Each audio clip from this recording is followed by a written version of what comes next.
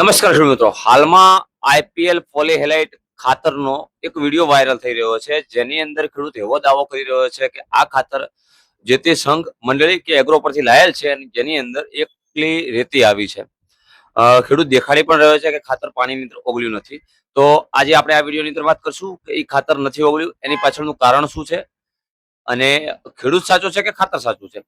તો સૌથી પહેલા આઈપીએલ પોલીહેલાઇટ ખાતર છે, જેની અંદર કેલ્શિયમ, મેગ્નેશિયમ, સલ્ફર અને પોટેશિયમ છે. હવે આની અંદર પોટેશિયમ, મેગ્નેશિયમ 50 થી 70% ઓગળી જતા હોય છે જેવું તમે પાણીમાં નાખો છો એની સાથે જ, પરંતુ કેલ્શિયમ સલ્ફેટ 100% પાણીની અંદર ઓગળવા માટે ઓછામાં ઓછો 5 થી 7 દિવસનો સમયગાળો મારા અંદાજ મુજબ લે છે.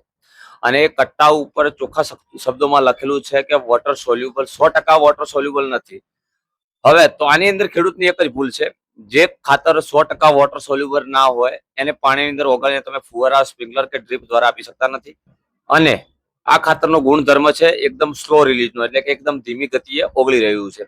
તો હવે એના માટેનું પણ એક કારણ છે.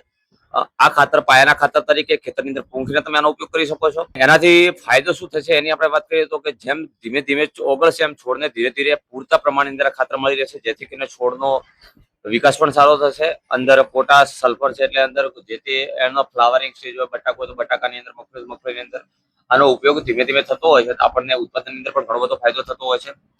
તો ક્યારેક આપણી પણ ભૂલ હોય છે કે ઉપયોગ કરવાની રીત ખોટી હોય છે, ત્યારે અમુક સમયે પ્રોડક્ટની પણ ભૂલ હોય છે, જેની વાત પણ આપણે આવનારા વિડીયોની અંદર કરશું. તો જો આ વિડીયો તમે જોઈ રહ્યા હો અને તમારી મનની અંદર એવો વેમ બેસી ગયો કે આ ખાતરની અંદર રેતી આવી છે, તો એ તદ્દન ખોટું છે. ખોટી અફવાઓમાં આવવું નહીં.